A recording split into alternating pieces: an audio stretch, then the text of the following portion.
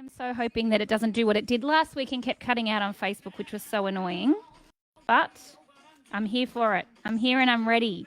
So, whilst I'm waiting for my Facebook people to come on, just take this opportunity to tell you I love Love Hearts the most. I love it when you ask me questions. And I love it when I get to give you some tools and tips to go away with this week as we add another layer to talking about perimenopause. Oh, my friends on Facebook are joining. Ah, hi, Katie Jane. I wish I could. Alrighty. So, we are here for a little while. Not a long while, a little while, but a good time. It's all about having a good time and giving you everything you need to navigate this phase of your life. Alrighty. We're going to say goodbye to, you know what, actually, before I say goodbye to Shakira was born in 1977. I just looked this up, peeps, which means that she is in perimenopause. What? I want to look like that in perimenopause. Now I discover that she's a year older than me, so I better get some moves happening. I want to be able to do that now. Yeah, I actually thought I was older, so I felt like, oh, okay, we're on the same page here. But Shakira at 43, like any other 43-year-old woman, is definitely in perimenopause. And as we learned, let's just say goodbye to Shakira and we'll bring her back at the end. As we learnt last week, we talked a lot about perimenopause, and we're here for it tonight, that perimenopause starts at 35, give or take, just like puberty, give or take. We say around 13 for girls, or actually starting as young as 11 for girls. Perimenopause typically starts around 35. Now, I've spent a whole week talking about perimenopause and I've worked something out. Everyone is so confused. People don't know when it starts. They think that they're going through menopause the minute you mention perimenopause. Perimenopause could be something that spans out for 20 years, depending. I don't think we want it to necessarily. I don't know. I don't necessarily think I want my period when I'm 55. I think I've done my innings at that point. But for some women that are still menstruating, they're still not in the stages of menopause.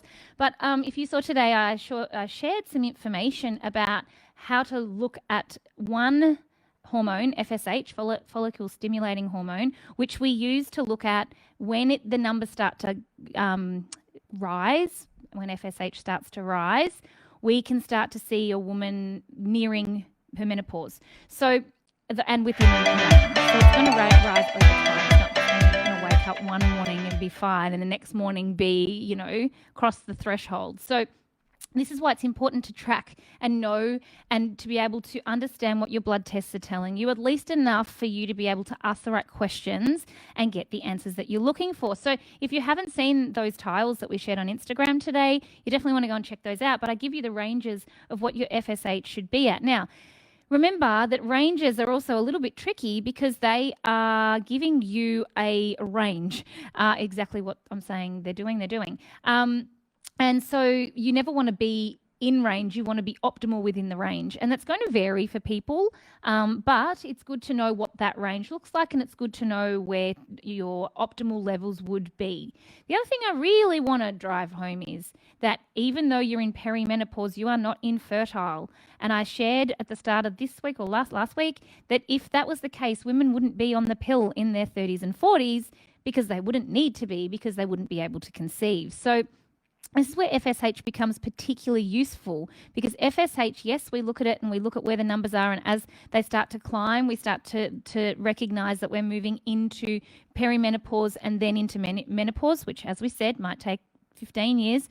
But elevated FSH levels can be a result of other things as well. And the main reason that I see women testing this is because they think they are in perimenopause or menopause when actually their body's just responding to high stress levels. And so FSH can rise in cases of high stress. It can also rise when we're taking certain medications in certain syndromes or conditions like PCOS. So it's important to know this stuff, and it's also really, really important to know that you can influence your FSH at any phase or stage. And there's some amazing doctors out there that do talk about preserving fertility. It's something that we've spoken here about, but also women approaching menopause and still being able to have babies because they've implemented the right strategies for where they are at their appropriate age. And this is the thing, we change. But I think as women, we go to our default of what we did in our 20s and early 30s, thinking that it's going to work in our mid 30s and beyond, and it doesn't. We change, and then all of a sudden, as we discussed last week, we've got all these crazy symptoms that we are blaming on our hormones or blaming on perimenopause, but we don't actually know what that means. So just to recap really quickly, if you remember last week, we spoke about normal changes, normal hormone changes that occur as we approach perimenopause and during perimenopause. And the most common ones that I see are fluctuating cycles. They're still between 24 to 36-ish days, but they're fluctuating. I've just lost my Instagram backlight. But they're fluctuating, and that means that maybe they're 26 one month and 30 the next. And guess what? That's okay. That's normal. But if you don't know that information, you're going to start to think something's wrong, and it's not. It's just as we see these changes occur and as we see this natural decline in estrogen, which happens over a really long time, we can see that start to impact our cycles a little bit. We can also see night sweats just before the period, not the whole cycle. So it's not like menopause where they're frequent and they're all night and they're all the time or any random time. They're generally before the period and only a couple of days beforehand. And the other really common thing we see in perimenopause for women around 35 and onwards is we start to see some weight gain. And so these are the common changes that we see that are responding to our hormones. And then we can also add another layer to that, and we can see perimenopause hormone imbalances. And these hormone imbalances aren't any different to when they're imbalanced when we're younger. The symptoms can still show up the same, but there's this other layer of changes that are naturally occurring with our hormones that can impact what these imbalances look like. So, for example, you can still experience excess estrogen when you're in your 20s and 30s and in your 30s and beyond, so moving into perimenopause. What we start to see are symptoms like ovulation pain, heavy bleeding. You can see them at any time. What I find is that there's other layers or clues to that. And so when we can know this, we can either know what's actually normal, and then we can add the layer to say, okay, are my hormones actually imbalanced, and how can I bring them back to balance? And I'm going to give you some tools. So you want to stick around for that, and then I'm going to answer your questions. As always, I will share my tools, and then we will put this on Instagram and Facebook within the coming hours or so.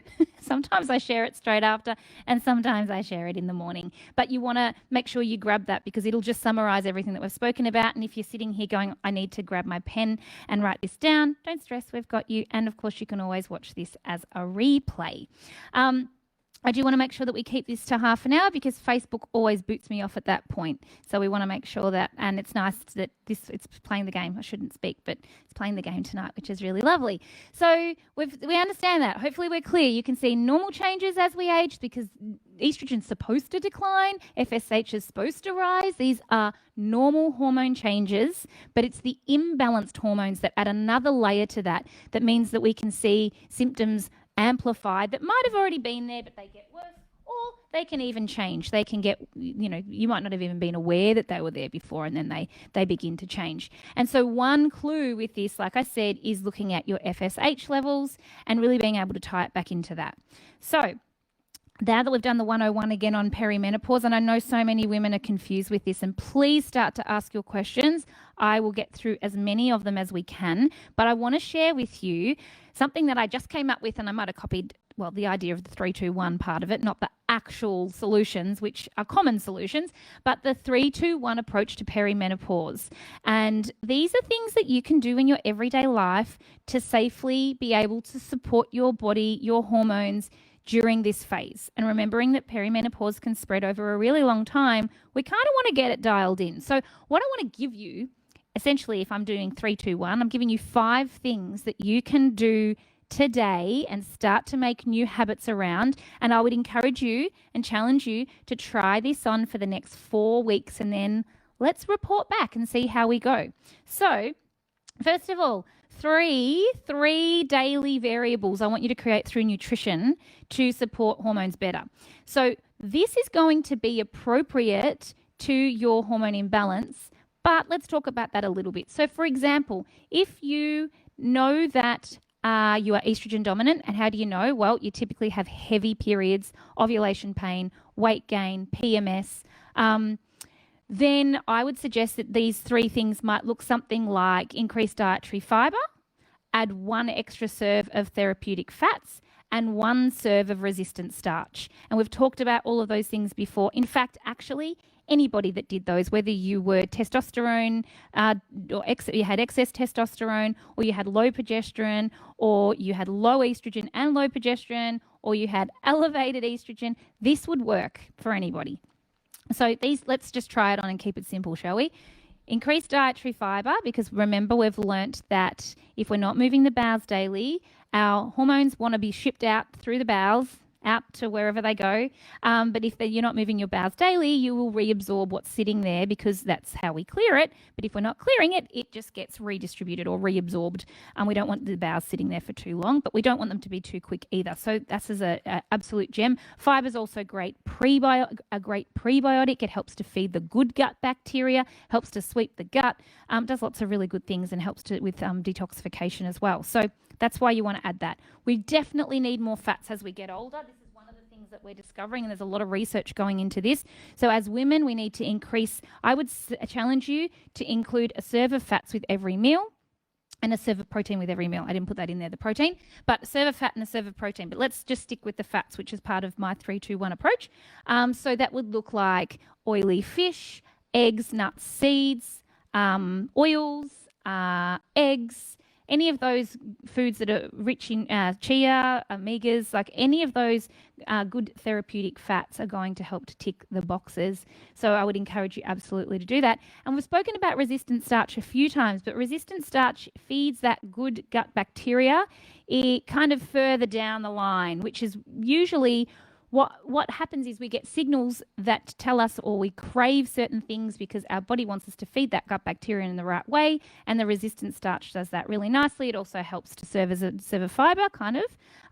Remember, resistant starches are the most common and easiest that I was encouraging you to use was potatoes or rice, but they have to be cooked and they have to be cooled or cold, and then you can either eat them like that or you can reheat them. But that's where you're going to get your resistant starch from. It's going to absolutely help you to curb cravings as well. So that's the 3. Then the 2 supplements for perimenopause support. I'm recommending just simply add a B complex and probiotic if you're not taking them already.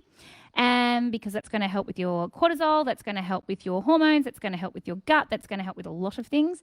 And then finally, include 1 new movement or remove 1 movement. So if you are in the habit of over-exercising, and by that I mean 5 times a week as we approach perimenopause and beyond, is kind of too much. We need less than we used to.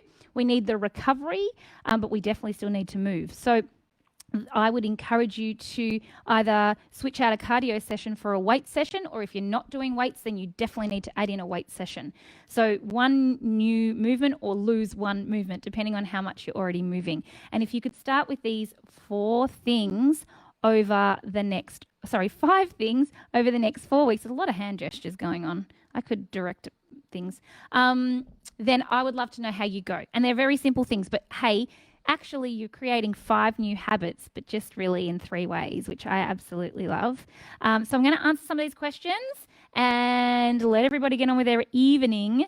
Erin said, I've ordered the cleanse. Is it off back order yet? Depends on when you ordered it. We've had a backlog with sending out because of COVID, postage, me having Friday off work. How dare I?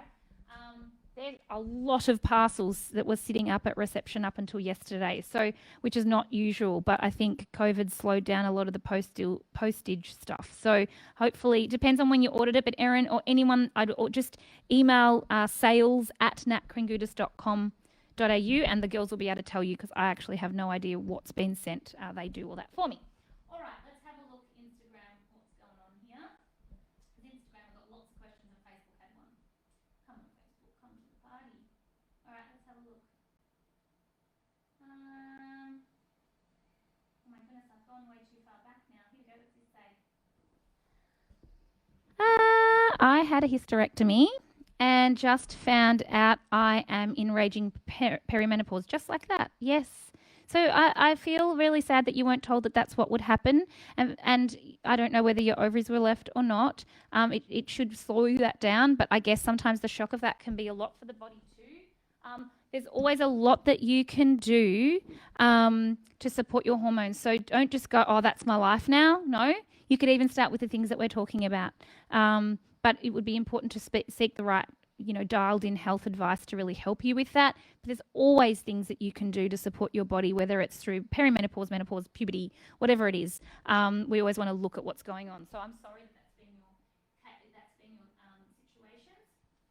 What do boobs do during menopause? Great question. I think they kind of go south.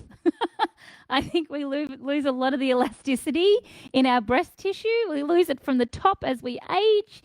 It sucks. It's not fair, especially after breastfeeding and you've had the living daylight sucked out of you. They can change. I feel like that a lot of women report that they do change or fluctuate more with the imbalances that they see. Some women actually report that they grow in size. I think it's one of those things you're going to have to wait and see what happens and see if it's like a bit of a lucky dip. You can see what you get. But, I mean, if they're responding to hormones and the hormones are imbalanced, you're going to see that they are either probably going to be swollen at times and hurt at times. I conceived at 42 when I was about to have a hysterectomy and found out I was 9 weeks pregnant. That's incredible. Well, I guess you didn't have a hysterectomy at that point. And that's, these things happen. And we support women having babies up until around 46 here in the clinic. So don't think it's over just because you think you're in menopause. Definitely. What a blessing that would be. Yes, weight gain, shocking, a lovely blessing. Is yoga good for perimenopause? Yeah, yoga's great for perimenopause. Definitely just don't overdo it. It's like anything. Less is more. And this is really confronting for us to learn, especially if we've been used to exercising a lot and that has been our default. And we go, oh, I know, I've gained weight. I'm just going to exercise some more. Guess what's going to happen? You're going to keep on gaining weight because you're not managing your cortisol levels and therefore that's having an impact on your hormones. So just try it on for me. Less is more, ladies. Less is more as we get older when it comes to movement. It doesn't mean you can't do intense exercise on the day you choose to, but my recommendation is definitely more weights, less cardio. Not no cardio, and you can go hard on the days that you go, but you just definitely need that rest day in between. You mentioned last week that flaxseed is good for perimenopause. How much should we have? Yeah, just a teaspoon.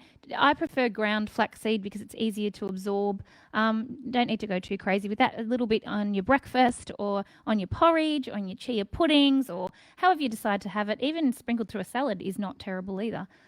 Periods are slow to start. Spot for 2 to 3 days. Yep, probably showing low progesterone. Or some pelvic stagnation when we get slow to start periods. Having a period every 3-ish months, perimenopause. Yeah, probably more so moving into menopause or close to that. When we in the thick of perimenopause, we still tend to see regular cycles that are somewhere between 24 to 36 days consistently.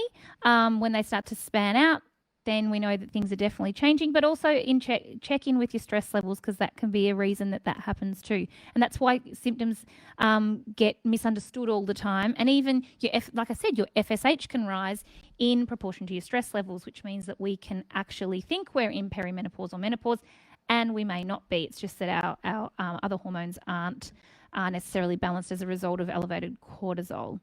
Had an ablation and don't know what phase I'm in, although I do feel heat every now and again.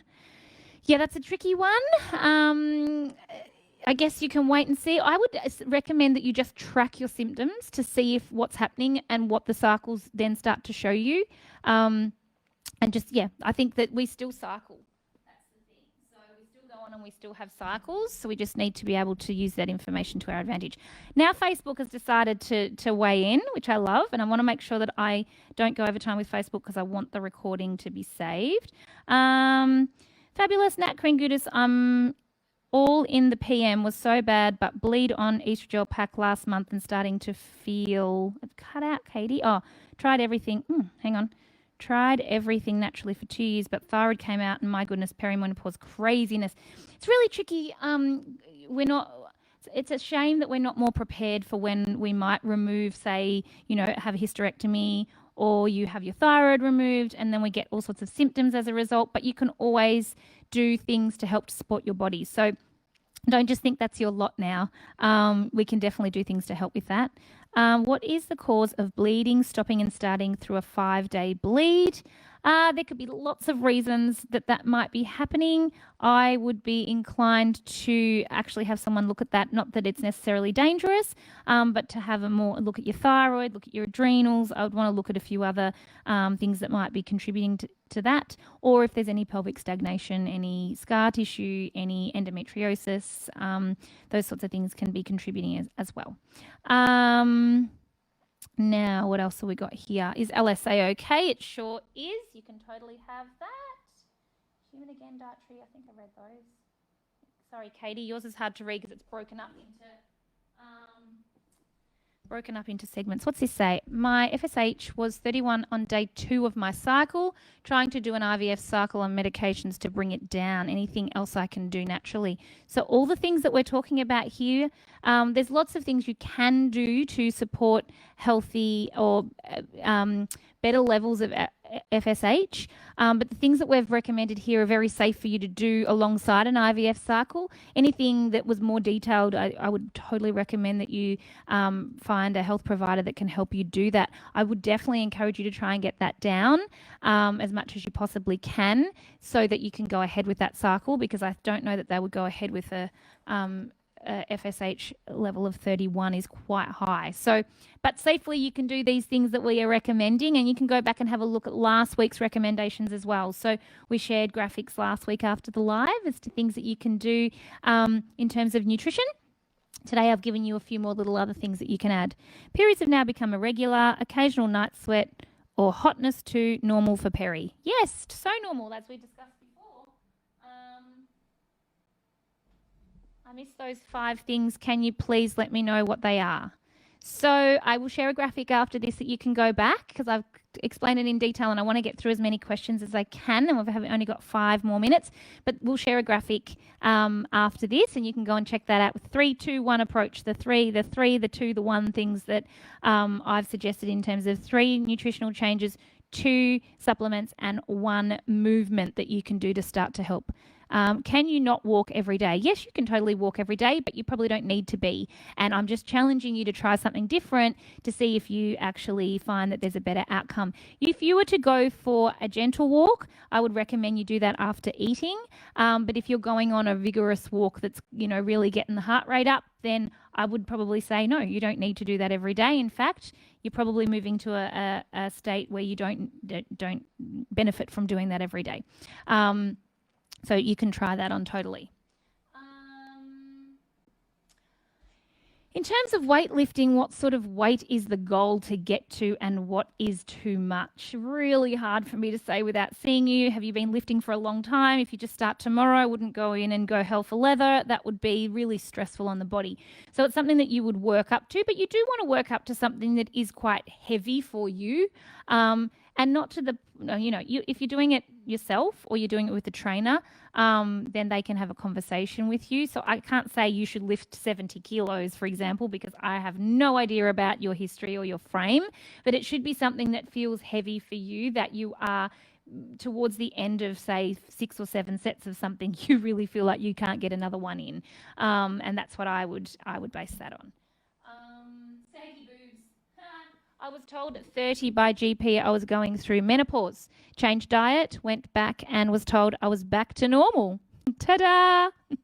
Now, a few years later, I'm going through it again. I'm only 33. I'm devastated. Babe, didn't you learn something the first time around?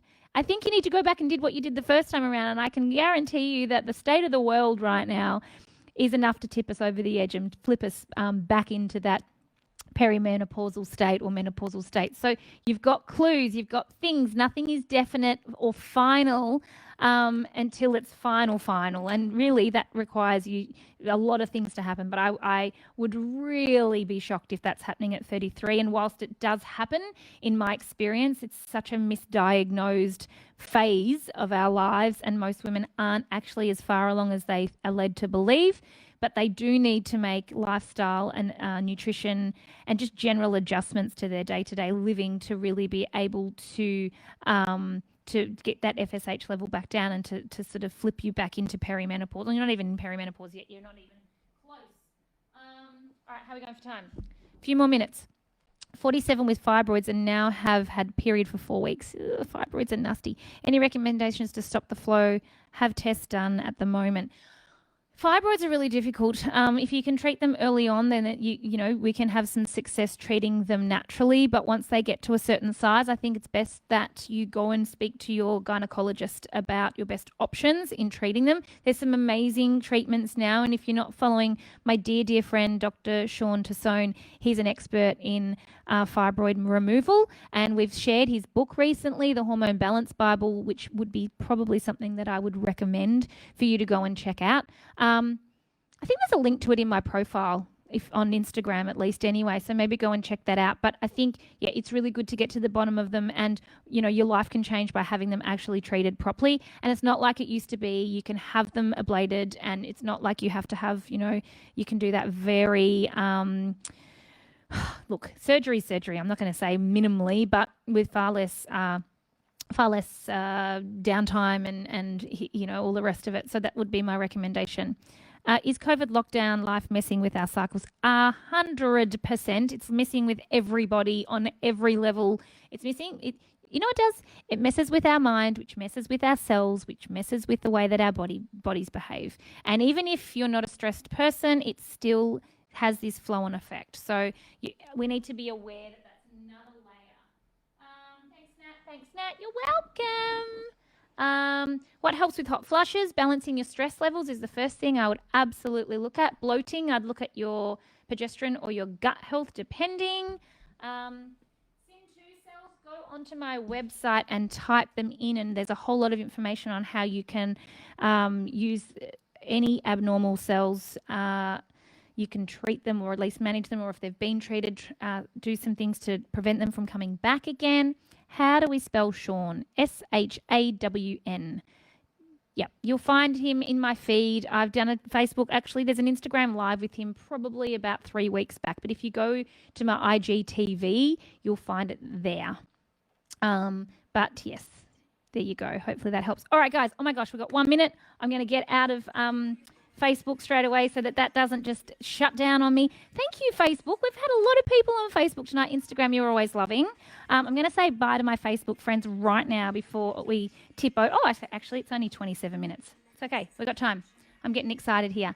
Thank you, everybody. Don't forget, please, a couple of things actually before I go. If you do want more support and more help with perimenopause, book club is coming up. So book club, Beautiful You book club starts the 1st of September. I almost forgot to tell you this. I can't believe it. Book club starts the 1st of September, and we are dedicating this next book club to perimenopause. So whilst Beautiful You doesn't necessarily just focus on perimenopause, our book club discussion, we're going to teach you about you. We're going to help you make sure you understand your cycles and what your cycles are actually telling you. And then we're going to add another layer to every week, and we're going to talk about perimenopause. So if you want in on book club, it's in my profile on Instagram. It is Facebook. I'll drop a link somewhere here for you guys. But it does start 1st of September. Book club goes for 4 weeks. So we meet every Wednesday night for 4 weeks for an hour. You get a copy of my book included in that. And there's different access levels. So you can access a standard level or you can access a VIP level. And I mean, you can go and check out what that looks like. Am I qualified? I've done 10 and a half years at university, so I want to hope so. But thanks for asking. It's a very odd way to ask how somebody goes about their business, but thanks for that mind on the muscle. Appreciate you making sure everybody is feeling safe right now. Thanks, guys. Have a great night, and we will see you at book club or next week, or both.